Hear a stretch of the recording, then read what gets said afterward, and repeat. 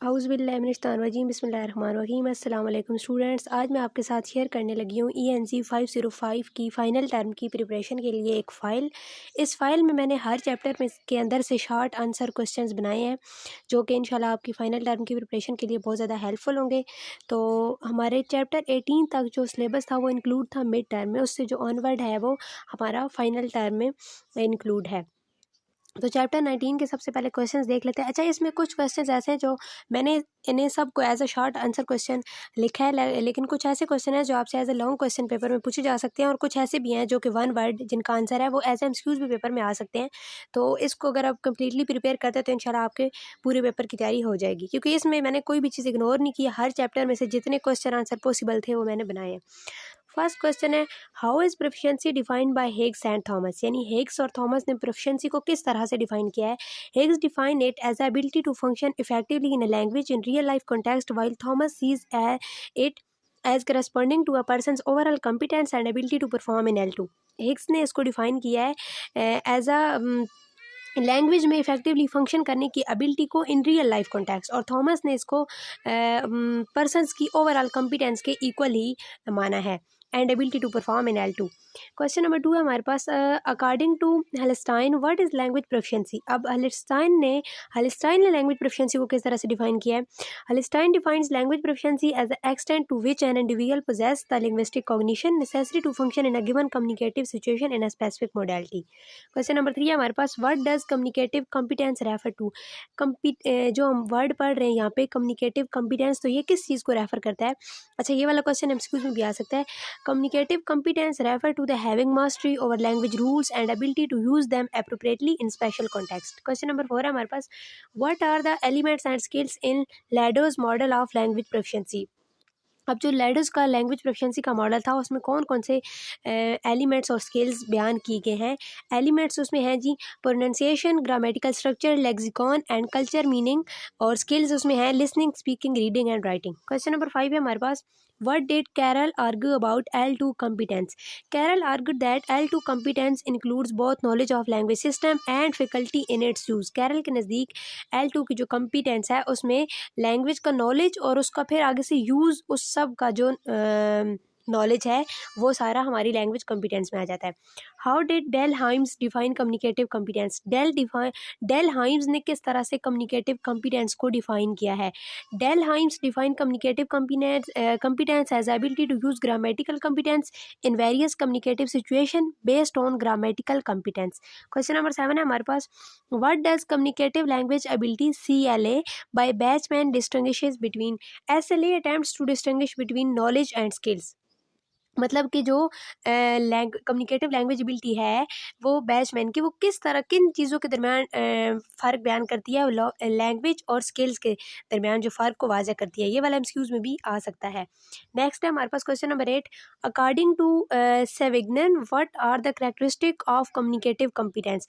अब जो communicative competence को हम ऊपर पढ़ते आ रहे हैं कि वो है क्या चीज़, अब यहाँ पे पूछा गया है कि उसकी कैरेक्टरिस्टिक क्या है according to Savignon. Dynamic nature, application to both written and spoken language, context specificity, the distinction between competence and performance and relativity। तो ये कुछ उसकी characteristics हैं। क्वेश्चन नंबर 9 है, what are the types of competencies required to communicative competence development। linguistic competence, strategic competence, यानी कि हमने यहाँ पे competence की टाइप्स बतानी है। Linguistic competence, strategic competence, social linguistic competence and discourse competence. ये वाला भी एग्जाम में आ सकता है। नेक्स्ट है हमारे पास question number 10, what are the characteristic of John Munby's approach to communicative competence.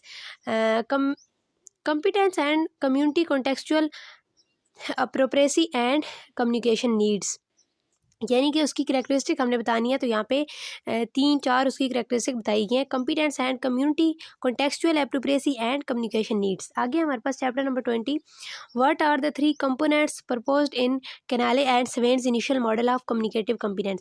अब जो कैनाले और स्वेन का इनिशियल मॉडल था कम्युनिकेटिव कॉम्पिटेंस का, उसमें उसके 3 कंपोनेंट्स क्या थे। सबसे पहले था grammatical competence, social linguistic competence and strategic competence. उसके ये 3 कंपोनेंट्स थे, grammatical, social linguistics and strategic competence. How did Canale revise the model specify in terms of social linguistic competence. Canale ने मॉडल को जब रिवाइज किया था तो उसने सोशल लिंग्विस्टिक कम्पिटेंस की टर्म को किस तरह से स्पेसिफाई किया था। केनाले divided social linguistic competence into two separate component: social linguistic competence, appropriateness of register, vocabulary and politeness norms। तो ये सारी चीज़ें उसने social linguistic competence की कैटेगरी में डाली थी। फिर ये उसने सोशल लिंग्विस्टिक कम्पिटेंस को डिवाइड किया था सोशल लिंग्विस्टिक कम्पिटेंस में और डिस्कोर्स कम्पिटेंस में उसने क्वेश्चन एंड कोहेरेंस को शामिल किया था। According to Celce Murcia, what role does discourse play in communicative competence में डिस्कोर्स क्या रोल प्ले कर रहा होता है, सेल्सी मर्सिया के मुताबिक बताएं। सेल्सी मर्सिया asserts that discourse is a important through which all other competencies must be studied and ultimately assessed for communicative competence। यानी कि बाकी सारी जो कम्पिटेंसीज हैं उन सब को स्टडी करने के लिए, समझने के लिए डिस्कोर्स जो है वो एक इम्पोर्टेंट कंपोनेंट है सेल्सी मर्सिया के नज़दीक। आगे हमारे पास what is Lyle Bachman communicative language ability concerned with, यानी कि जो लायल बैचमैन की कम्युनिकेटिव लैंग्वेज एबिलिटी थी वो किस चीज़ से कंसर्न था उसका। CLA is concern with the understanding of language and its appropriate use in a given situation based on organisational competence and pragmatic competence. Next है हमारे पास how did Celce Murcia critique Bachman's SLA model. Celce Murcia criticise Bachman SLA model for primarily focusing on language testing and lacking on a content based syllabus, यानी कि ये ज़्यादा language testing पे focus करता था और इसमें कंटेंट बेस्ड जो सिलेबस था वो उसकी कमी थी। नेक्स्ट है हमारे पास what are the 6 types of competencies proposed in Celce Murcia revised model of communicative competence. अब जो सेल्सी मर्सिया का कम्युनिकेटिव कॉम्पिटेंस का मॉडल था उसमें कौन सी 6 टाइप्स बयान हुई थी कॉम्पिटेंस की। Socio cultural competence, discourse competence, interactional competence, linguistic competence, formulaic competence and strategic competence. Next है हमारे पास how do Kramsch and Whiteside define symbolic competence. Symbolic competence is defined as the ability to position oneself as a multilingual subject, understand culture, memories evoked by symbolic systems, performed and create alternative realities and reshape and multilingual game। Next है हमारे पास what are the 3 dimension of language as a symbolic system according to Crumbs and Whiteside। symbolic representation, symbolic action and symbolic power, ये 3 dimension बताने हमने language को अगर as a symbolic system लिया जाए जो कि क्रम्स के मॉडल में बताया गया था। तो ये 3 डायमेंशन है, symbolic representation, symbolic action and symbolic power. Next है हमारे पास how does discourse play a role in interpreting symbolic competence. Discourse plays an important role in interpretations of symbolic competence as it refer to the language used beyond the sentence level। मतलब कि sentence level से beyond the sentence level भी discourse जो है ये एक role play करता है उसको समझने में और उसको इंटरप्रेट करने में। नेक्स्ट है हमारे पास what is the concept of symbolic competence engaged in according to Kramsch and वाइटसाइड।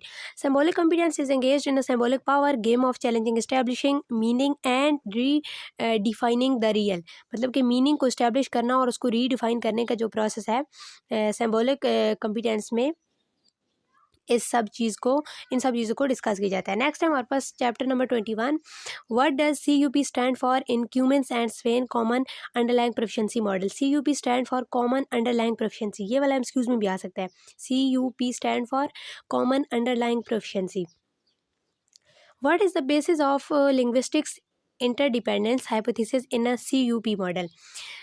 The linguistic interdependence hypothesis is based on relation between separate underlying proficiency and common underlying proficiency is dual iceberg metaphor। ये वाला भी MCQs में पूछा गया है। What are the BICS according to Cummins and when are they typically used? Basic interpersonal communication skills, ये BICS भी MCQs में आ सकता है। Basic interpersonal communication skills are the less demanding language skills used in social situation। और BICS जो है ये less demanding social skills हैं और ये social situations में यूज़ होती हैं, ये language skills हैं and typically in day to day language process और ये day to day conversation में यूज़ होती हैं। What supports BICS in language delivery according to Baker? Contextual support and props such as non-verbal cues, instant feedback and contextual cues support BICS in language delivery। How does CLP relate to language use as a compared to BICS? अब यहाँ पे उन्होंने कहा है कि आपने comparison करना है CALP एंड BICS का। BICS is concern with conversational fluency in the second language while CALP relates to the use of language in decontextualised academic situations. जो BICS है ये ज़्यादातर कन्वर्सेशन में यूज़ होता है और सोशल सेटिंग्स में यूज़ होता है, और जो CALP है ये फॉर्मल सिचुएशन में यूज़ होता है। बेसिकली ये क्लासरूम्स में ये वाली स्किल्स यूज़ होती हैं। नेक्स्ट है हमारे पास what is cognitive academic language proficiency CALP in humans terms. CALP is a stage of learning where learner develop academic language proficiency in context reduced academic situation. Next है हमारे पास question number 27, according to Cummins what is often required for complete comprehension in CALP। Cultural linguistic knowledge is often required for complete comprehension in CALP, यानी कि CALP को समझने के लिए हमारे पास लिंग्विस्टिक और कल्चरल नॉलेज होना चाहिए। How does Cummins describe the need for explicit teaching of academic language. Cummins argues that teachers are often unaware of the need for explicit teaching of academic language. ये वाला भी MCQs में आ सकता है कि how does Cummins describe the need for explicit teaching for academic language? Cummins argues that teachers are often unaware of need for, यहाँ पे हमने reason बतानी है basically, need for explicit teaching of academic knowledge language. What are the some suggested activities for CALP as mentioned in the comparison? जो हमने comparison किया है CALP और BICS में, तो उसमें क्या एक्टिविटीज़ है? Writing stories, innovations, holding book reviews, enacting plays, discussing what you have read, collecting words, conducting debates, selecting role play, presenting thematic viewpoints। तो ये सारी एक्टिविटीज़ आती हैं CALP में। What are some suggested activities for BICS as mentioned in the comparison? अब BICS में क्या कौन कौन सी एक्टिविटीज़ आती हैं? विजुअल लाइक आप चार्ट देख के, कोई ग्राफिक्स, कोई आप तस्वीरें देख के, तो उससे आप कॉन्सेप्ट्स ले रहे हैं, उससे आप लर्निंग कर रहे हैं, तो उसको कहेंगे visual. Simplified language and text, gestures, pantomimes, experiences, samples, exemplars, models. Next है हमारे पास chapter number 22, what does Long's discourage in language course. यानी कि लॉन्ग ने किस चीज़ को डिस्करेज किया है लैंग्वेज कोर्सेज में। Long discourages the concept of language for no purpose and advocates language for specific purpose. Long इस चीज़ पे रोशनी डालता है कि लैंग्वेज जो है वो किसी स्पेसिफिक पर्पस के लिए होनी चाहिए। लैंग्वेज फॉर नो पर्पस, इस चीज़ को लॉन्ग ने डिस्करेज किया है। What does 21st century classroom require according to Duffy and Johnson. अब ड्योफी और जॉनसन के नज़दीक 21st के जो क्लासरूम थे 21st सेंचुरी के, वो उसमें क्या चीज़, उनमें क्या होता था, वो कैसे क्लासरूम थे, किस टाइप के। The 21st century classroom requires a learning environment where teaching and learning are facilitated and higher order thinking skills are developed. 21st century के जो क्लासरूम्स थे उनमें क्रिटिकल थिंकिंग पे ज़्यादा फोकस होता था और higher order thinking skills are developed. According to Paisa, what is the interplay between teachers and researchers. Paisa mentions that teachers and researchers cannot work in isolation and should collaborate to help students meet their needs and accomplish their goals। अच्छा, ये वाला MCQs में आ सकता है, ये पूरी statement दी हुई होगी। ये किसका कहना था? तो ये पाइसा का कहना था कि टीचर्स और स्टूडेंट जो हैं वो इंडिविजुअली मतलब कि कुछ नहीं कर सकते हैं, उन्हें मिलजुल कर ही, कोलेबरेटिवली ही सारा लर्निंग का जो प्रोसेस है वो करना होगा। What is the role of teachers in bridging language learning, research and language education according to Burke et al. Teachers should know what students learn, how and why instruction influences such learning। मतलब कि teacher को सबसे पहले ये जानना होगा students क्या learn करना चाहते हैं, फिर कौन सी इंस्ट्रक्शन उनके लिए हेल्पफुल है, किस तरह से वो लर्न करेंगे, and based lesson on this information for more influential teaching. और उन्हें अच्छी टीचिंग करने के लिए फिर जो स्टूडेंट्स की ज़रूरियात है उनको मद्देनज़र रखना होगा। Why do some linguistics oppose isolating language into items? Some linguists believe that isolating language into items is a mechanical way of introducing language. It's better to present language as a whole in chunks for communication. Next हमारे पास, how is teaching viewed in a contemporary scenario according to Kanka?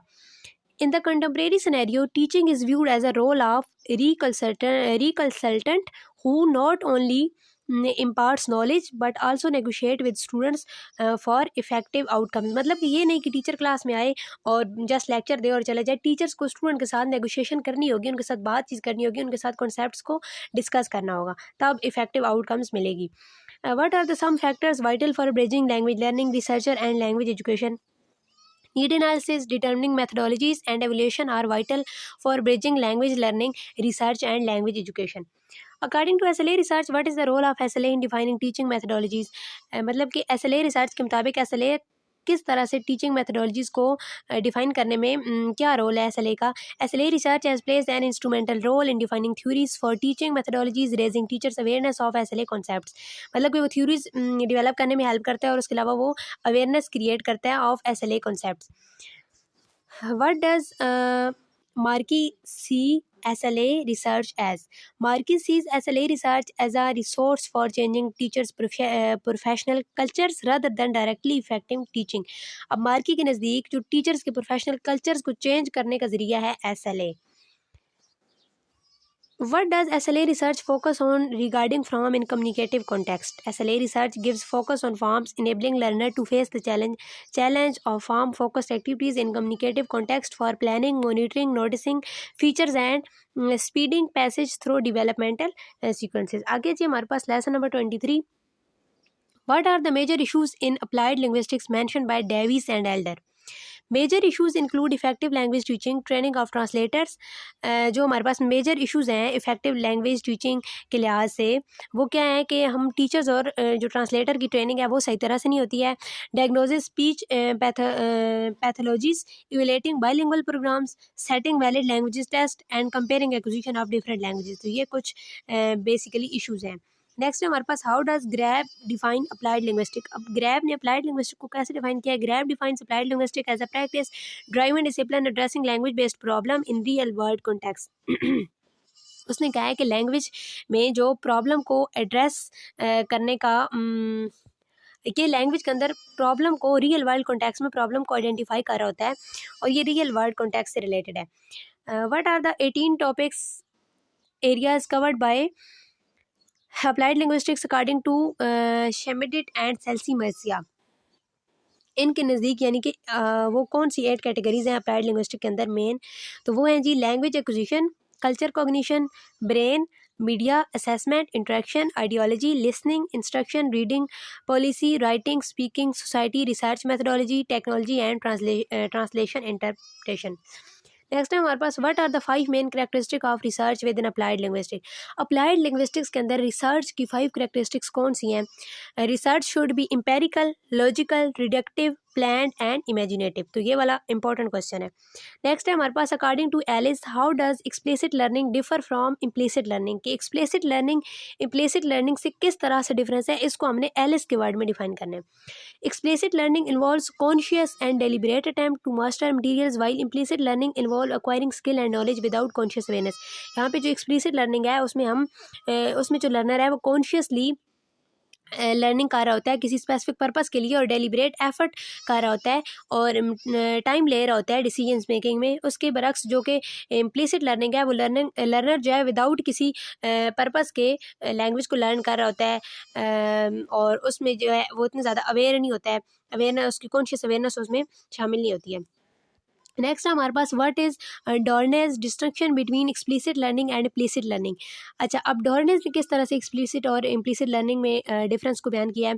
Explicit learning refer to the conscious and deliberate attempt to master material while explicit learning involve acquiring skills and knowledge without conscious awareness. Same ही है। Next हमारे पास what is Schmidt's noticing hypothesis. अब Schmidt's का noticing hypothesis क्या था? The noticing hypothesis states that the conversation of input into intake learning is necessary and sufficient when learners consciously notice linguistic elements. अच्छा, intake और input में क्या फ़र्क है? इनपुट वो चीज़ होती है, वो वाली इन्फॉर्मेशन होती है जो हमें मिल रही होती है, जो कंटेंट हमें मिल रहा होता है। अब इनटेक उसमें से जो हमें समझ आ रहा है। तो इनपुट को इनटेक में बदलने के लिए लर्नर को पहले उसको समझना होगा, नोटिस करना होगा, उस पर अटेंशन देनी होगी इनपुट पे। तो इस चीज़ को कहते हैं noticing. How does Corder differentiate between input and intake. अब कोडर ने इनपुट और इनटेक में किस तरह से डिफरेंस बयान किया है? Corder differentiate input as a utilization of existing rules. इसने कहा है कि इनपुट जो है वो हमें जो रूल्स प्रोवाइड किए गए हैं उनको यूटिलाइज करना है, while intake is a part of input resulting from comprehension. और मतलब हमें कंप्रीहेंड करके जो रिजल्ट मिला है वो इनटेक है, यानी जो चीज़ हमें समझ आई है। According to Swain and Lapkin in what conditions does output facilitate second language learning. वो कौन सी कंडीशंस हैं स्वेन और लैप्किन के नज़दीक जो कि हमारी सेकंड लैंग्वेज लर्निंग को फैसिलिटेट कर रही होती हैं आउटपुट को। Output facilitate second language learning sometimes under some conditions in ways different from input when the language users are correct forms of successful transmission of intended meaning. Next है हमारे पास question, what are the some challenges faced by English language education in Asia as mentioned in the context of Pakistan. मतलब कि Asia और specially Pakistan के अंदर जो language learner है उनको कौन से मसाइल पेश आ रहे होते हैं, कौन से चैलेंजेस पेश आ रहे होते हैं। तो वो जी चैलेंजेस हैं हमारे पास। Challenges include L2 learning difficulties, unrealistic teaching material. हमारे पास टीचिंग मटेरियल जो है वो अनरियलिस्टिक्स है, वो आउटडेटेड है। टीचिंग स्ट्रेटजीज़ जो है वो हमारे पास इस टाइप की नहीं है कि हम किसी दूसरी सेकंड लैंग्वेज को लर्न कर सकें। And assessing second language learner with different abilities. अब उनकी जो लर्नर के अंदर जो एबिलिटीज़ होती हैं L2 को लर्न करने की, उनको असेस करना भी डिफ़िकल्ट है। और दूसरा, हम क्योंकि इंग्लिश को एज अ सेकंड लैंग्वेज सीख रहे होते हैं तो हमारे पास जो टीचर्स होते हैं वो नॉन नेटिव स्पीकर्स होते हैं, तो ये भी एक चैलेंज है। नेक्स्ट है हमारे पास topic number chapter number 24, what distinction did MC Laughlin's introduced in SLA processes. यानी कि MC लॉफन ने SLA प्रोसेसेस को में क्या डिस्टिंक्शंस इंट्रोड्यूस करवाई है। MC Laughlin introduce the distinction between control processing and automatic processing, moving away from conscious and unconscious dichotomy. What is the difference between control processing and automatic processing according to MC Lofin? Control processing requires attention and has a limited capacity। यानी कि उसे control processing के लिए attention की ज़रूरत होती है और उसकी एक लिमिटेड कैपेसिटी होती है। While automatic processing does not require attention and takes up a little और नो प्रोसेसिंग कैपेसिटी। और इसमें लिटल या कैपेसिटी होती है या होती नहीं है, और इसमें अटेंशन की ज़रूरत नहीं होती है। नेक्स्ट है हमारे पास, how does MC Lofin describe the cognitive process in SLA using automaticity and restructuring। Automaticity occurs when an associative connection between input and output pattern happens, while restructuring is the process involving attention, rehearsal, retrieval and intentions। अच्छा जी, next है हमारे पास, what is Schmidt perspective on noticing in SLA। Schmidt proposed that noticing is the necessary and sufficient condition for conveying input into intake। मतलब कि input को intake में convert करने के लिए नोटिसिंग जो है वो नेसेसरी है और ये सफिशिएंट कंडीशन है। Emphasis that importance of attention and low level awareness for L2 learning. Next है हमारे पास, according to Schmidt, what is the role of noticing and awareness in SLA। Noticing का क्या रोल है SLA में।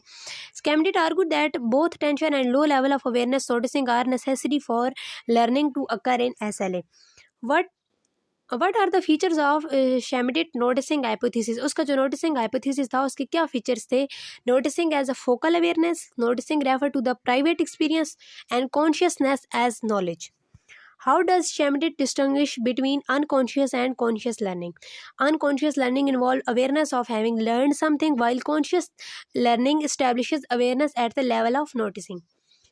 What is the link between Schmidt noticing hypothesis and SLA? Schmidt noticing hypothesis highlights the importance of attention and awareness in SLA, stating that noticing is crucial for learning। How does Schmidt explain unconscious learning in SLA? Unconscious learning deals with the awareness of having learned something, emphasis that recognition of general principles or pattern is not required। What processes does MC Loffin's 1987 introduced in context of SLA? MC Loffin introduced three information processes: automatic processing, control processing and restructuring, starting from attention and ending in intentions। आगे जी हमारे पास chapter number 25, what is Long's 1981 interaction hypothesis. अब Long's का interaction hypothesis हमने बताना है। Long's interaction hypothesis suggest that participating in conversation with native speaker involving modification to interaction plays a vital role in second language acquisition. Long's का जो interaction hypothesis था उसमें वो कहता है कि एक नेटिव और एक नॉन नेटिव स्पीकर्स के दरमियान जो कन्वर्सेशन होती है और उसमें फिर मॉडिफिकेशंस होती हैं, नेगेटिव एविडेंस का प्रोसेस होता है, तो वो लैंग्वेज लर्निंग के लिए एक वाइटल रोल प्ले कर रहा होता है। उसने आगे से फिर अगर डिटेल में जाएँ तो उसने ये भी कहा है कि two non native speaker conversate नहीं कर सकते क्योंकि उन्हें लैंग्वेज के आइटम्स का ज़्यादा इल्म नहीं होता है। According to Long, what is the distinction between input and interaction. अब लॉन्ग ने इनपुट और इंटरेक्शन को किस तरह से डिस्टिंग्विश किया है। Long defines input as a linguistic form used while interaction refer to the function served by those form। अब उसने कहा है कि जो इनपुट है ये एज अ लिंग्विस्टिक फॉर्म हम इसे कह सकते हैं, और वो लिंग्विस्टिक फॉर्म किस तरह से फंक्शन कर रही है उस चीज़ को हम कहेंगे interaction, such as expansion, repetition and clarification. What are the steps propagated by Long's interaction hypothesis। अब लॉन्ग का जो इंट्रैक्शन हाइपोथेसिस था उसमें कौन कौन सी स्टेट्स बताई गई हैं। Comprehensible input, modifications to the interactional structure, two उसमें स्टेट्स हैं, कंप्रिहेंसिबल इनपुट और फिर modifications to the interactional structure. How does Paisa summarise Long's interaction hypothesis. Paisa ने लॉन्ग्स का हाइपोथेसिस को जब रीस्टडी किया तो उसने किस तरह से इसको समराइज किया। Comprehensible input is necessary for second language acquisition and modification to the interactional structure of conversation help make input comprehensible to second language learner। इसने कहा है कि जो कम्प्रीहेंसिबल इनपुट है वो नेसेसरी है लैंग्वेज एक्विजिशन में, और जो मॉडिफिकेशंस होती हैं वो इस इनपुट को कम्प्रीहेंसिबल बनाने में अहम किरदार अदा करती हैं, हेल्प करती हैं। What are the limitations of Long's interaction hypothesis as defined by Ellis. अब एलिस ने लॉन्ग्स की जो हाइपोथेसिस था इंट्रैक्शन हाइपोथेसिस उसकी लिमिटेशंस किस तरह से बताई हैं। Interaction facilities comprehension note causes it. जो इंट्रैक्शंस हैं वो फैसिलिटेट्स करती हैं कम्प्रीहेंशन को, उसका काज नहीं है ये। Individual differences in participation comprehension note slowly dependent on negotiation और modified input facilitate acquisition of words meanings।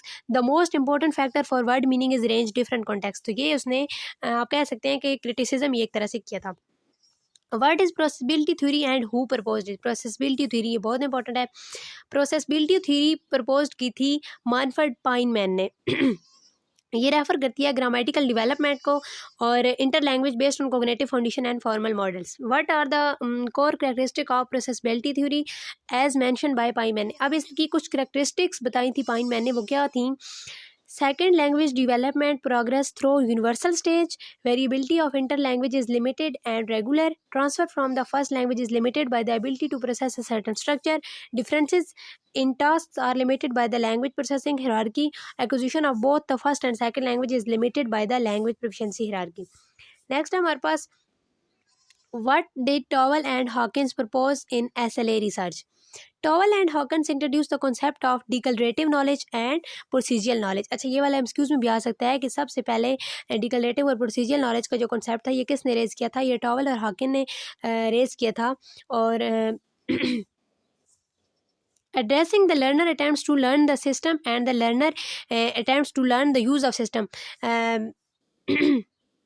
डिक्लरेटिव knowledge में ये होता है कि किसी भी आप कह सकते हैं कि ये नॉलेज ऐसा होता है जिसमें किसी चीज़ के रूल्स सीखे जाते हैं और प्रोसीजर में फिर उन रूल्स को अप्लाई किस तरह से करना है, उनको यूज़ किस तरह से करना है। What are the 5 main questions proposed by Towell and Hawkins addressing English as a second और a foreign language. Transfer of grammatical properties from L1 to L2। Stage development L2 learner go through transitional stage। systematicity in growth of L2 knowledge। variability in learner institutions and productions। incompleteness most L2 learner do not achieve native like competence। तो ये उसने questions जो थे वो propose किए थे। Next है हमारे पास चैप्टर नंबर 26। नेम द 6 की theories compared in the discussions. यानी कि चैप्टर 26 में कौन सी 6 थ्योरीज की बात हो रही है, तो उस चैप्टर में 6 थ्योरीज हैं, या आपसे ये पूछा जा सकता है कि SLA से रिलेटेड कौन सी 6 इंपॉर्टेंट थ्योरीज हैं। Behaviourism, generativism, cognitivism, constructivism, monitor model and socio culture. What are the factor based on which these 6 theories are compared. कौन से फैक्टर्स हैं जिसकी वजह से ये 6 थ्योरीज जो हैं वो कंपेयर्ड होती हैं। तो factors include influence on learning, the role of memory, transfer occurrence, types of learning and teaching paradigms.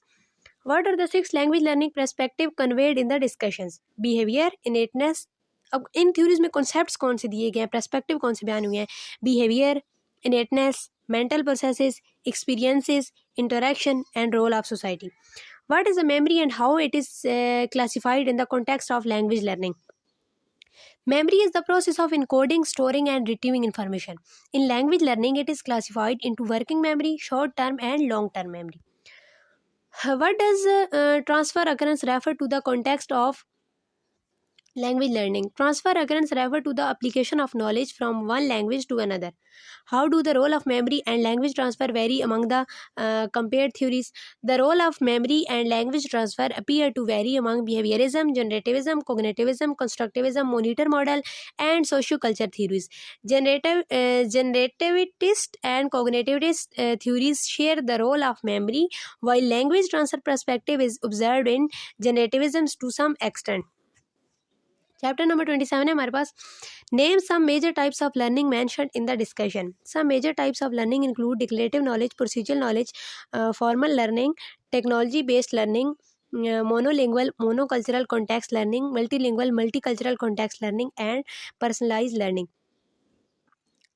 सबसे पहले हमारे पास डिक्लेरेटिव नॉलेज और प्रोसीजर नॉलेज का कंसेप्ट मैं आपको बता चुकी हूँ. फॉर्मल लर्निंग जो कि क्लासरूम के अंदर लर्निंग होती है फॉर्मल सेटिंग में, और टेक्नोलॉजी बेस्ड जिसमें आप कुछ टेक्नोलॉजी से रिलेटेड कुछ स्किल्स सीख रहे होते हो. मोनोलिंगुअल और मोनोकल्चरल जो होती है जिसमें आप एक लैंग्वेज एक कल्चर को सीख रहे होते हो, और मल्टी लिंगुअल और मल्टी कल्चरल जिसमें आप डिफरेंट लैंग्वेजेस और डिफरेंट कल्चर को लर्न कर रहे होते हो at a time.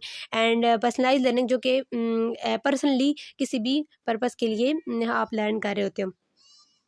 How is learning defined in terms of acquiring new knowledge? Learning is defined as the act of acquiring or modifying new knowledge.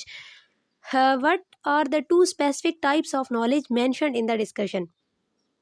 Declarative knowledge and procedural knowledge. अच्छा, आपसे ये पूछा जा सकता है कि 2 टाइप्स ऑफ नॉलेज बताएं जो कि इंपॉर्टेंट आई है, जो कि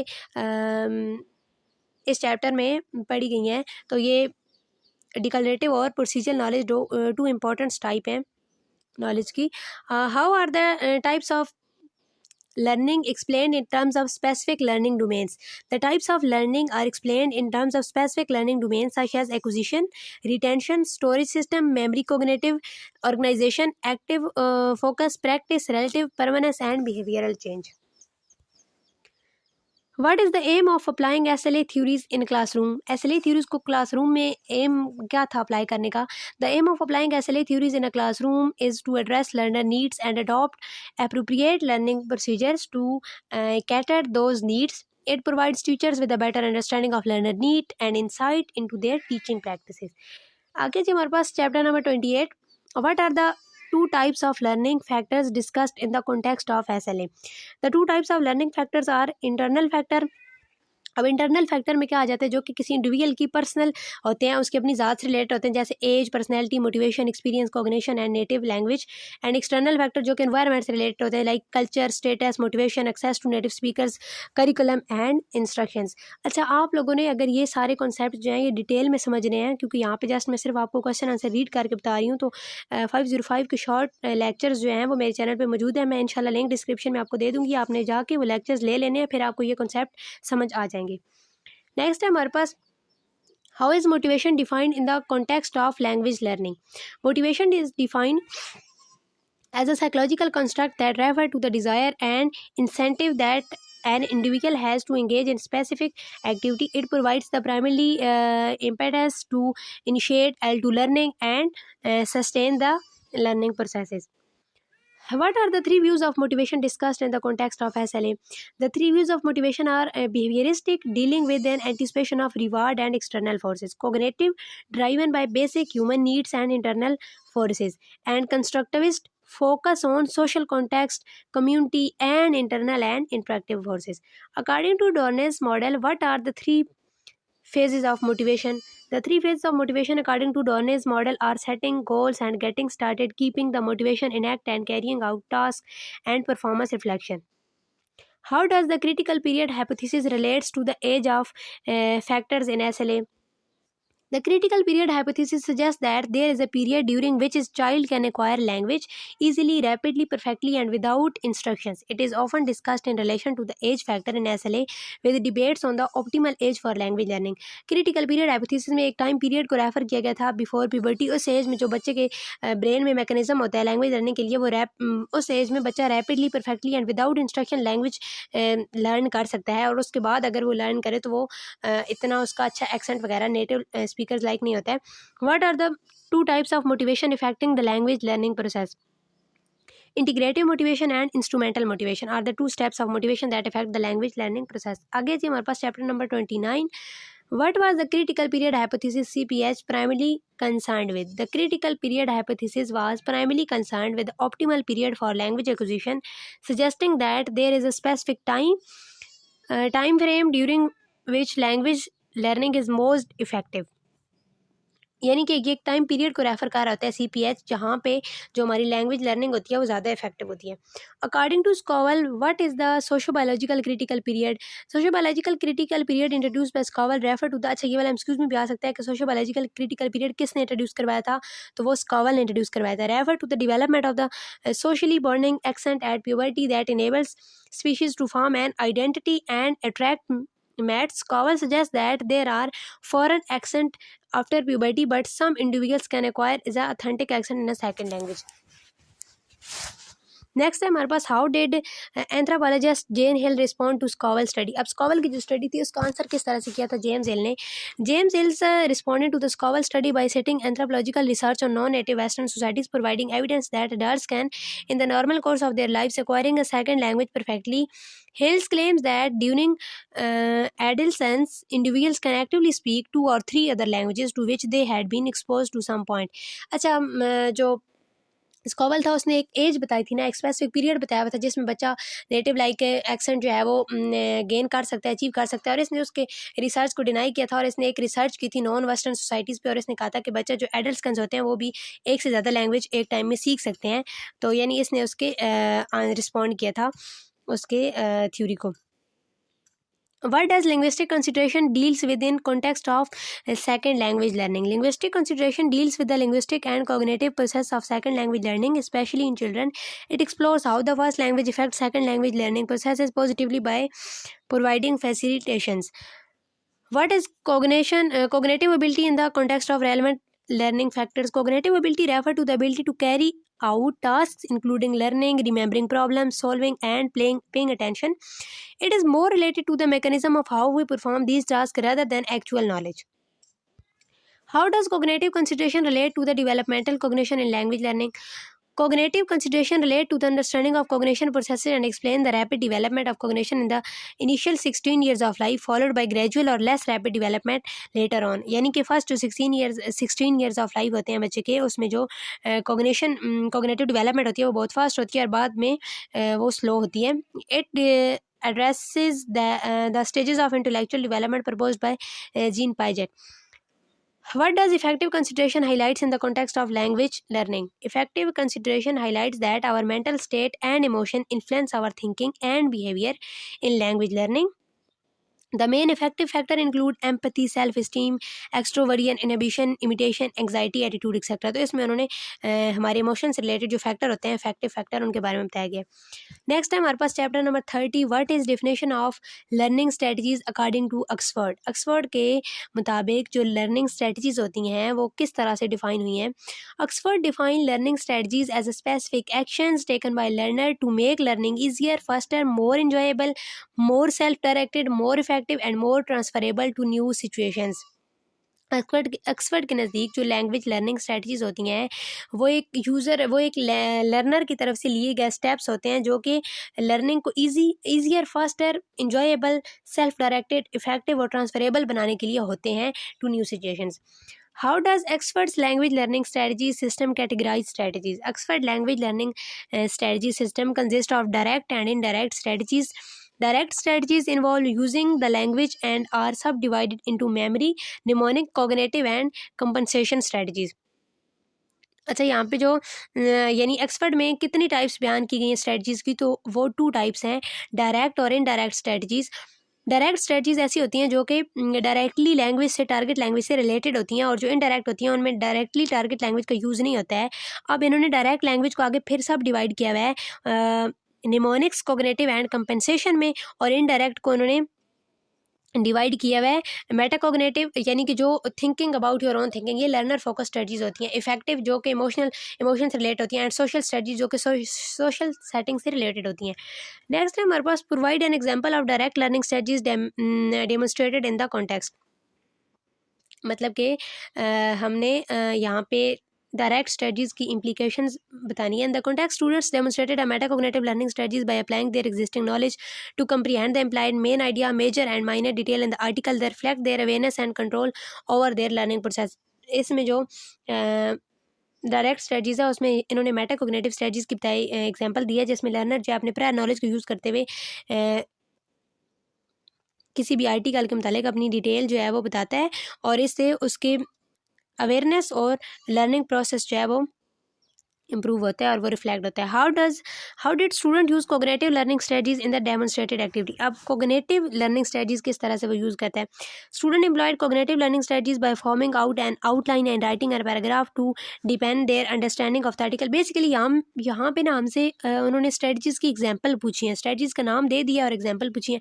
अब कोग्निटिव स्ट्रेटजीज ऐसी होगी कि बच्चे को आउटलाइन दी जाए और वो खुद उस पर पैराग्राफ लिखे, एक आर्टिकल लिखे और एग्जिस्टिंग नॉलेज को यूज़ करते हुए, तो ये होगी कॉग्निटिव लर्निंग स्ट्रेटजी. नेक्स्ट है हमारे पास चैप्टर नंबर 31.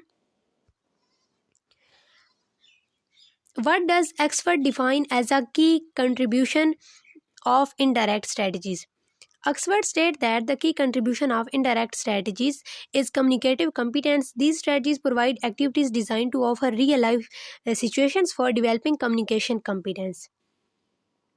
आगे जी हमारे पास name 3 categories of indirect strategies mentioned by expert. Expert में जो 3 कैटेगरीज बयान की गई हैं इनडायरेक्ट स्ट्रेटजीज उनके नाम लिखें. तो वो हैं जी मेटाकोग्निटिव. मेटाकोग्निटिव में क्या होता है कि helping learner regulate cognition and focus on plan and evaluate there progress. और इफेक्टिव में क्या होता है डिवेलपिंग सेल्फ कॉन्फिडेंस. और सोशल में होता है increasing interaction and empathy and communication.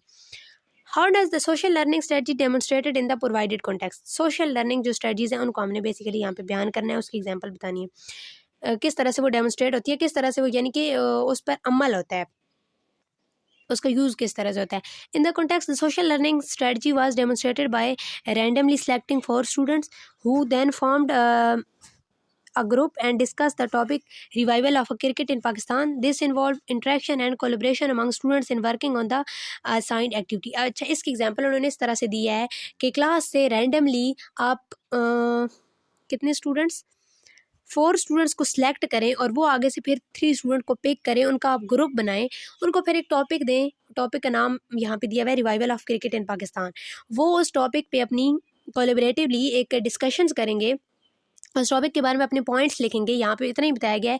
और आगे ये होगा कि वो जो पॉइंट्स होंगे वो एक बच्चे को सिलेक्ट करेंगे अपने ग्रुप में से, वो मिरर के सामने जाके, क्योंकि ये स्ट्रेटजीज लर्नर फोकस्ड होती है, वो मिरर के सामने जाके प्रेजेंटेशन देगा और नेक्स्ट स्टेप में फिर जो है वो उसने जो प्रेजेंटेशन दी होगी उसमें से जो उसकी मिस्टेक्स उसके बारे में फीडबैक बच्चे देंगे. और आखिरी स्टेज में जो टीचर होगा वो उसकी जो मिस्टेक्स हैं उसकी प्रेजेंटेशन को किस तरह से बेहतर बनाया जा सकता है टीचर अपनी राय देगा. और जहाँ पे टीचर अपनी राय देगा तो वहाँ पे फिर कंपनसेटरी स्ट्रेटजी हम उसे कह सकते हैं, क्योंकि टीचर उसमें कंपनसेट कर रहा है. Provide an example of an effective learning strategies demonstrated in the given scenario. An example of effective learning strategies is seen when students received feedback from their class fellows. अच्छा, effective learning strategies में जब students अपने classmate से feedback receive कर रहे होते हैं तो वो होती हैं effective learning strategies. This process help to develop self confidence and positive attitude towards learning. तो ये पॉजिटिव रोल प्ले कर रही होती है, उनका सेल्फ कॉन्फिडेंस डेवलप हो रहा होता है स्टूडेंट्स का. Explain the compensatory strategy demonstrated by teachers in third part of the session. अच्छा, मैंने आपको बता दिया तो वो बच्चा जिस तरह से जब प्रेजेंटेशन देगा और टीचर उसको जब फीडबैक देगा, उसकी गलतियाँ निकालेगा, उसकी प्रेजेंटेशन को बेहतर बनाने के लिए गाइडलाइंस देगा, तो वो कंपनसेटरी स्ट्रेटजीज होंगी. The compensatory strategies was demonstrated by teachers when addressing the identified weak points in student presentation skill. The teacher provided demonstration to help learner compensate for their limitations and knowledge regarding presentation skill.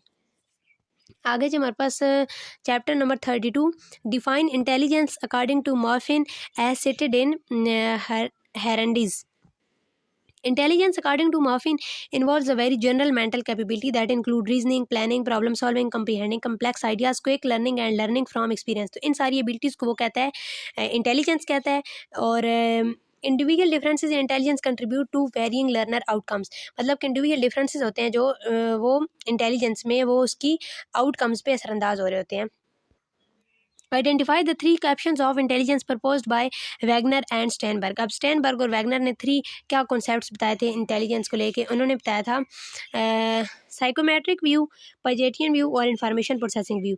Psychometric view में equates psychometric जो view है वो intelligence को as अ mental capacity देख रहा होता है, उसकी इक्वल समझता है। और जो पाइजन व्यू है ये डिफाइन करते हैं इंटेलिजेंस को स्टेजेस ऑफ डेवलपमेंट, लाइक जितना किसी ब्रेन की किसी स्टूडेंट के ब्रेन की डेवलपमेंट हो चुकी है उतनी ही अच्छी वो लर्निंग करेगा, और जिसके जो अभी डेवलपमेंट के लो स्टेज पे है तो वो कम लर्निंग करेगा और कम जो है वो आउटपुट देगा। और इन्फॉर्मेशन प्रोसेसिंग में focuses on the way that brain represent and process information, हमारा ब्रेन किस तरह से इन्फॉर्मेशन को प्रोसेस और रिप्रेजेंट कर रहा होता है। According to Sternberg, name the three types of intelligence distinguishes. Three types बताएं और उनमें फिर फ़र्क बयान करें। स्टैनबर्ग ने थ्री जो टाइप्स बताई थी वो हैं analytical intelligence, creative intelligence, practical intelligence. Analytical intelligence में वो बताता है इसमें involves ability to analyse, compare and evaluate. इसमें वो चीज़ों के कंपेयर कर रहे होते हैं, एनालाइज कर रहे होते हैं और एवुलेट कर रहे होते हैं। क्रिएटिव में, क्रिएटिव नाम से जाहिर है, encompasses the ability to produce novel solution to the problem के लिए क्रिएटिव न्यू सोल्यूशंस पेश कर रहे होते हैं।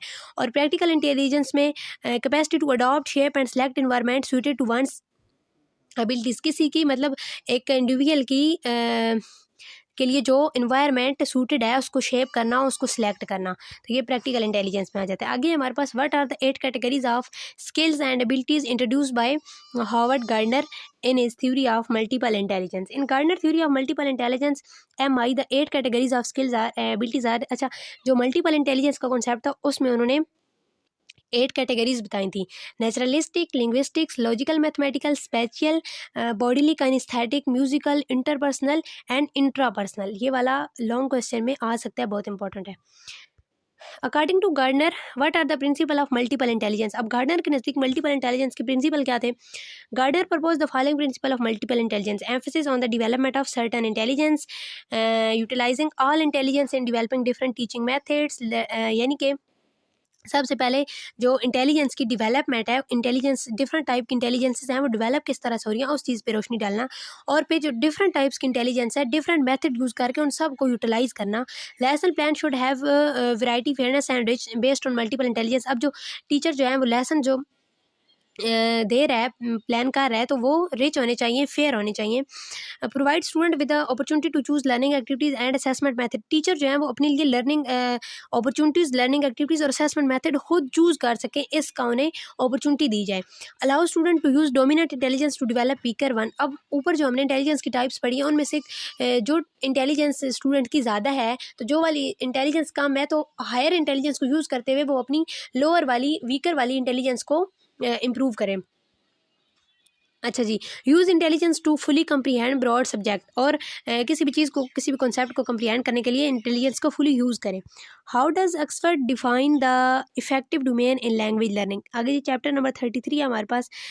ऑक्सफर्ड ने इफेक्टिव डोमेन को किस तरह से डिफाइन किया है। According to Oxford, the effective domain is language learning is primarily concerned with the emotional state of the learner. Oxford emphasized that the affective side of the learner is one of the most important influence on language learning success और failure। यानी कि हमारे जो effective factors होते हैं, हमारे जो emotions होते हैं, वो हमारी लैंग्वेज लर्निंग पे बहुत ज़्यादा फोकस कर रहे होते हैं और ये इंपॉर्टेंट रोल प्ले कर रहे होते हैं।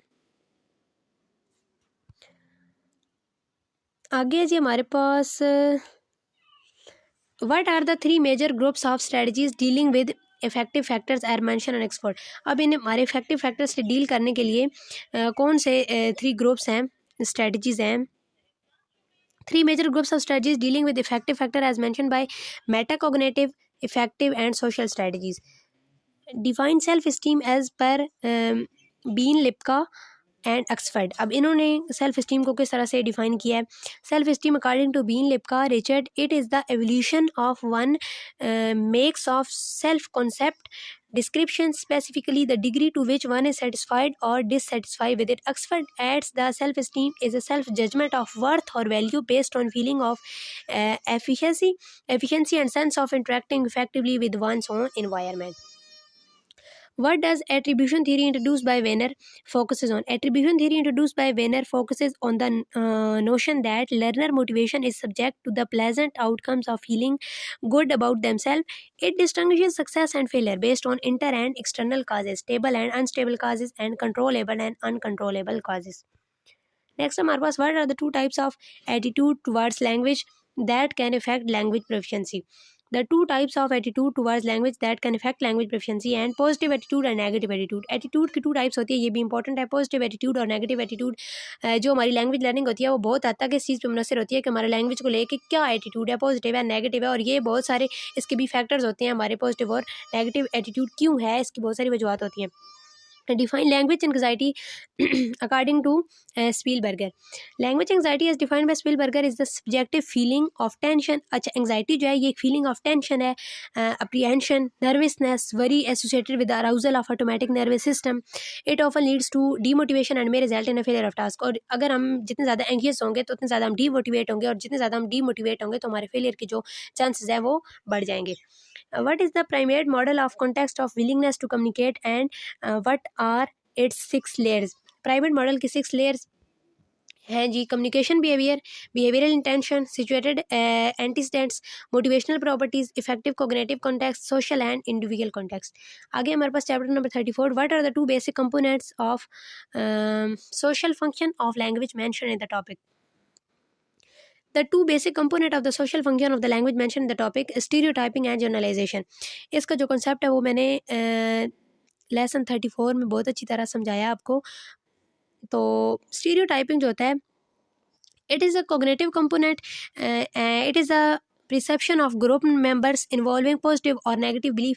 ये किसी ग्रुप के बारे में हमारे पॉजिटिव या नेगेटिव बिलीव्स होते हैं. मतलब हमने एक बंदे में वो खसूसियत देखी है और कुछ लोग, वहाँ के कुछ लोग के बारे में हमने कोई खूबी या खामी देखी है, तो हम उनको एज अ होल हम उनको आइडेंटिफाई करना शुरू कर देंगे कि वहाँ के लोग हैं ही ऐसे, या वो लोग उनमें ये खसूसियत पाई जाती है. तो कुछ लोगों की वजह से एज अ हम पूरे ग्रुप को as a community, as a country हम उनको रेफ़र करते हैं वो खसूसियत. और जनरलाइजेशन में ये होता है कि this is the process of identifying the parts of whole as a belonging to the whole. इसमें भी किसी एक बंदे को जिस जगह से वो बिलोंग करता होता है, अगर उसमें कोई खसूसियत या कोई खामी पाई जाती है तो हम उसको एज अ होल, उसकी कंट्री को या उसके रिलीजन को या उसकी ग्रुप को हम वो खसूसियत उससे रेफ़र करते हैं. जैसे कि अगर कोई टीम है वो प्ले ग्राउंड में टाइम पे पहुंच जाती है, तो हम ये कहेंगे कि फ़र्ज़ करें वो पाकिस्तानी टीम है, तो ये कहा जा सकता है एज ओवरऑल के जो पाकिस्तानी क्रिकेटर हैं वो बहुत ज़्यादा वक्त के पाबंद है, या पाकिस्तानी कौम वक्त की बहुत ज़्यादा पाबंद है. अब ज़रूरी नहीं है कि हर क्रिकेटर जो है वो इतना ज़्यादा वक्त का पाबंद हो, या पूरा मुल्क इतना ज़्यादा वक्त का पाबंद हो, लेकिन हम उस टीम की वजह से ये खसूसियत जो है ये खूबी पूरी कंट्री को रेफ़र कर रहे हैं. How is second culture acquisition SCA related to the second language acquisition SLA. मतलब कि जो कल्चर एक्विजिशन है और कल्चर लैंग्वेज एक्विजिशन और कल्चर एक्विजिशन है, ये किस तरह से आपस में रिलेटेड है. जब कोई स्पीकर, कोई लर्नर सेकंड लैंग्वेज को एक्वायर कर रहा होता है, तो वो वहाँ के कल्चर को भी एक्वायर कर रहा होता है, और ये दोनों आपस में इंटरलिंक्ड हैं. अब यहाँ पे जब कोई लर्नर कल्चर को एक्वायर कर रहा होता है तो कुछ स्टेजेस से गुजरता है. वो स्टेजेस यहाँ पे बताए गए हैं. फर्स्ट स्टेजेस में बहुत ज़्यादा एक्साइटेड होता है, न्यू कल्चर को लेकर न्यू चीज़ें देख रहा होता है. सेकंड कल्चर में जाके वो अपने कल्चर से उसको कंपेयर करना शुरू कर देता है, उससे कुछ डिफरेंसेस जो होते हैं वो उन पर गौर व फिक्र कर रहा होता है. और थर्ड स्टेज पे ना वो जाके थोड़ा उसे कुछ चीज़ें मुश्किल लग रही होती हैं, कुछ चीज़ें समझ नहीं आ रही होती हैं, और इसको कल्चर स्ट्रेस उस स्टेज को कहा जा सकता है. और उसमें वो दूसरे यानी कल्चरेशन का प्रोसेस उसके साथ हो रहा होता है, कल्चर ट्रांसफ़र का प्रोसेस हो रहा होता है. और फोर्थ स्टेज में जाके कम्प्लीटली वो कल्चर को एक्वायर कर लेता है, अचीव कर लेता है, सीख लेता है कल्चर को, तो वो उस कल्चर का मेंबर खुद को समझ रहा होता है और वो सेटिस्फाइड होता है. आगे जी हमारे पास what does the term social distance refer to the context of second language acquisition. Social distance जो है ये इस चीज़ को कहते हैं कि मैं इसको ईजी वर्डिंग में बताती हूँ कि एक ग्रुप है, एक सोसाइटी है, उनमें लैंग्वेज उनकी सेम लैंग्वेज है और सेम मतलब कि उनकी लैंग्वेज सेम है. और इसको पढ़ लेते हैं. In the context of second culture acquisition social distance is refer to the cognitive and affective proximity of two cultures and come into contact with an individual. मतलब उनके कल्चर डिफरेंट है और जब वो इकट्ठे हुए हैं, instead of creating gap the return distance is use to depict dissimilarities between two culture. अच्छा सॉरी, उनमें जो डिसिमिलैरिटीज़ हैं उनके कल्चर्स में, वो उस चीज़ को कह रहे हैं social distance. Parameters of social distance include dominance, integration, cohesiveness, congruence and permanence. अच्छा, नेक्स्ट है जी, ये उसके पैरामीटर्स बताए गए हैं सारे। नेक्स्ट है, how does the relationship between language and culture contribute to the understanding of language according to Kramsch. According to Crumbs, the relationship between language and culture focuses on language as the embodiment of linguistics and cultural knowledge, and culture as a manifestation of beliefs and norms. Language represents culture, and viewing it as a mere code of restricting perspective. What are the key ideas proposed by the Spear-Whorf hypothesis?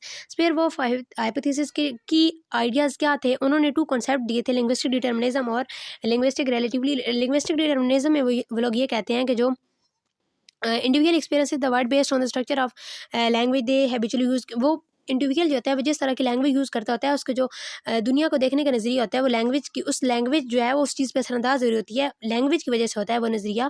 और linguistic relatively में ये कहते हैं, relativity में, कि जो हमारी thoughts होती हैं लैंग्वेज उनको डिटरमिन कर रही होती है। अब इस पर क्रिटिसिज्म हुआ था, क्रिटिसिज्म के पॉइंट्स यहाँ पे दिए हुए हैं। Some criticism of the Sapir Whorf hypothesis include it if languages determine thoughts, it must be precede thought. Not all activities involve language but do involve thoughts। मतलब कुछ ऐसी डेली एक्टिविटीज़ होती हैं जिनमें लैंग्वेज इन्वॉल्व नहीं होती है बट थॉट इन्वॉल्व होती है। और जो बेबीज़ होते हैं जब वो बोल नहीं सकते तब भी वो सोचते तो हैं। और ये इसके कुछ क्रिटिसिज्म के पॉइंट्स हैं। नेक्स्ट है हमारे पास chapter number 35। According to Halliday, what is distinctive characteristic of human learning when children learn a language? Halliday states that when children learn a language, they are not simply engaging in one kind of learning among many, rather than they are learning to foundation of learning itself. The distinctive characteristic of human learning is process of making meaning a semiotic process. Semiotic process like जब हम symbol से सीख रहे होते हैं, जब visual learning कर रहे होते हैं हम, इसको आप कह सकते हैं study of symbols. How does classroom centre research CCR view the classroom and what does it determine? जो क्लासरूम सेंटर रिसर्च है वो किस तरह से क्लासरूम को देख रही होती है और वो क्या डिटरमिन करती है? Classroom centre research views the classroom as object of research, not simplify the setting. It determines not only happens in classroom but also conditions that can affect teaching and learning processes. CCR is concerned with what actually goes on the classroom. Chapter 36 है हमारे पास। what were the main topics covered in interview regarding English language learning strategies in the Pakistani context? The interview broadly covered the issues related to the usefulness of English language learning strategies, learning differences of Pakistani factors related to learner motivation, demotivation, teaching, training, parameters, the role of language teachers, and the challenges faced by teacher in maximizing learner potential. Next question है हमारे पास, can you provide insight into the decision of about the challenges faced by language teachers in the current scenario? The interview covered the challenges faced by language teachers in maximizing learning potential. The specific details of these challenges would depend on the content of interview and the interview's response. Chapter number 37 है हमारे पास। Name the 4 learning styles in Honey Mumford model. Honey Mumford का जो model था उसमें learning styles कौन कौन से बताए गए हैं? Activist, reflectives, theorist and pragmatics. ये वाला अगर लॉन्ग क्वेश्चन में आए तो आपने इनको डिटेल में बताना होगा। एक्टिविस्ट वो लर्नर होते हैं जो कि एक्टिवली रिस्पॉन्ड कर रहे होते हैं, वो जो चीज़ लर्न करते हैं उसकी प्रैक्टिस कर रहे होते हैं।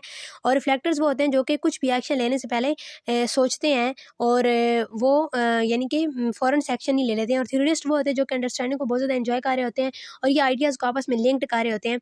और प्रैग्मेटिक्स वो होते हैं जो कि ये देख रहे होते हैं कि ये आइडियाज़, ये कॉन्सेप्ट रियल लाइफ में किस तरह से यूज़ होते हैं और फिर उसके बाद ही वो कोई जजमेंट कर रहे होते हैं।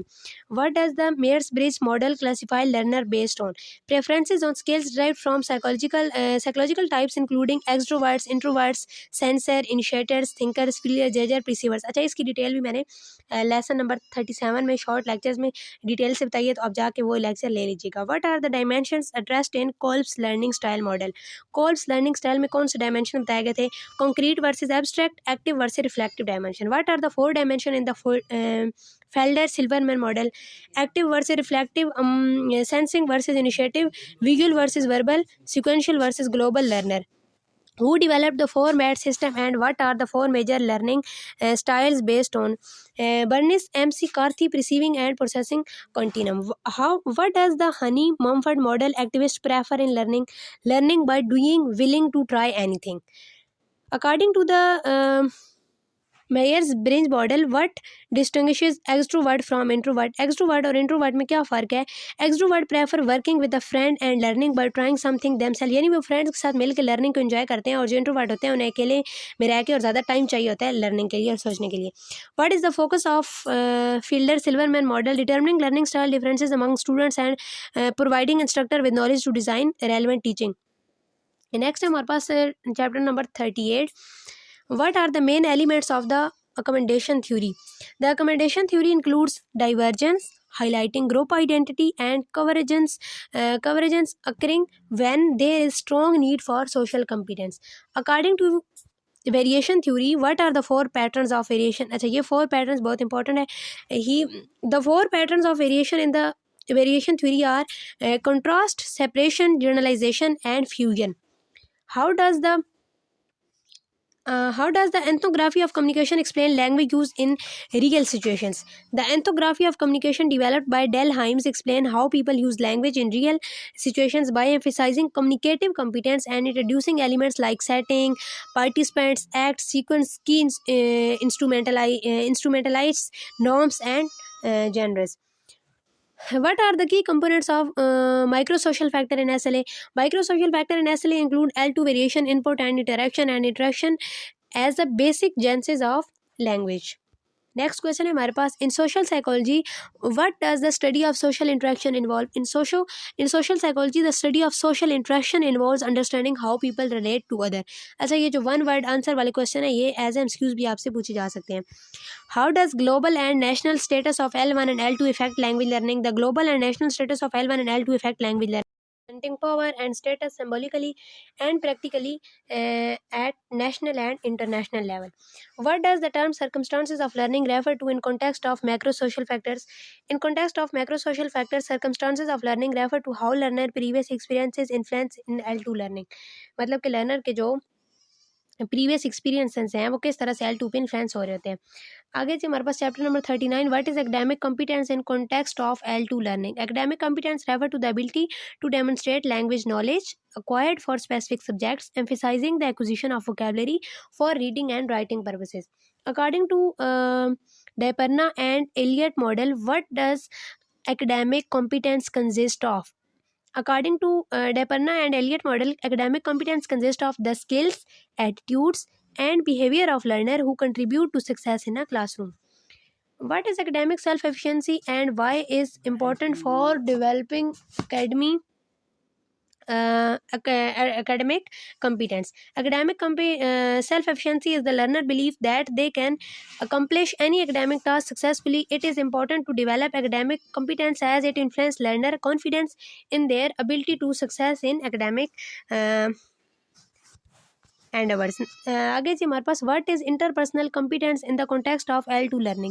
Interpersonal competence refer to the learner ability to use appropriate L2 vocabulary in face-to-face interaction, adjusting their interaction according to other responses. What are the characteristics of interpersonally competent individuals? Interpersonally competent individuals are awareness to understand others, adopt their behavior, build lasting relationship, and resolve conflict positively. According to UCLA researchers, what are the 5 dimensions of interpersonal competence? According to UCLA researchers, the 5 dimensions of interpersonal competence are initiating relationship, self-disclosure, provide emotional support, asserting displeasure with others' actions, and managing interpersonal conflicts.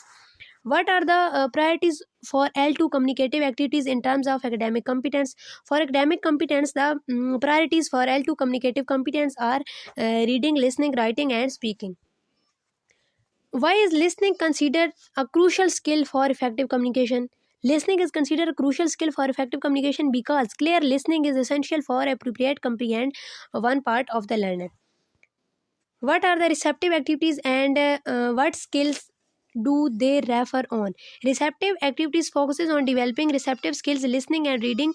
These activities involve receiving input without producing language, emphasis, comprehension of vocabulary, sentence structure, and discourse organization. What are productive activities in context of L2 learning? Productive activities are designed for the development of productive skills, speaking and writing. The activities involve producing language, with writing being a crucial activity for exposing ideas based on context, audience and cultural conventions. आगे जी हमारे पास last chapter number 40.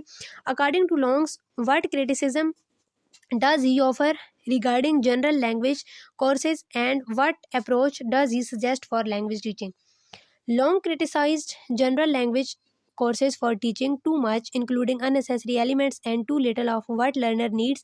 He suggests adopting a specific purposes approach instead of one size fits all. What are some emerging trends in English for specific purpose?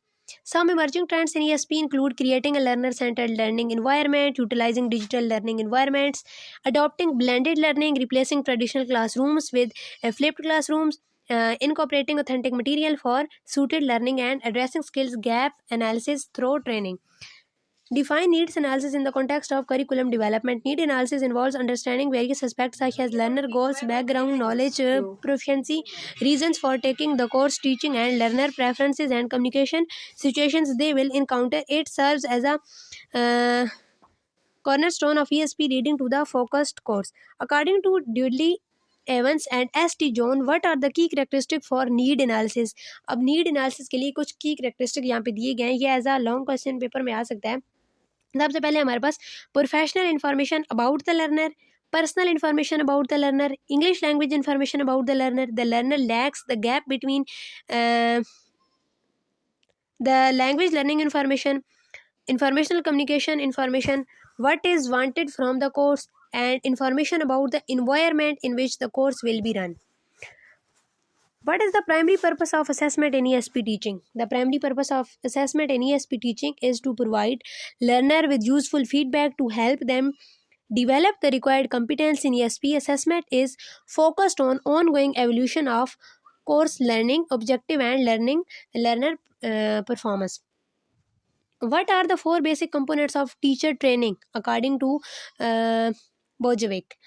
According to Bojovic, 4 basic components of the teacher trainings are selection, initial and terminal, countering personal education, general professional training as an educator and teacher, special training as a teacher of foreign or a second language. How did emphasis on teachers training ESP evolve, and what roles did Dudley, Evans and S.T. John attribute to ESP practitioners? The emphasis on teachers training in ESP emerged in 1970. Dudley, Evans and S.T. John prefer the term ESP practitioner and distinguishes the following roles: teachers, course designer, researchers, collaborator and evaluator. I hope so आपके लिए ये video बहुत ज़्यादा helpful होगी. अगर आपने मेरे channel को सब्सक्राइब नहीं किया तो काइंडली चैनल को सब्सक्राइब कर दें. दुआ में याद रखिएगा. Best of luck for your exams. अल्लाह हाफिज़.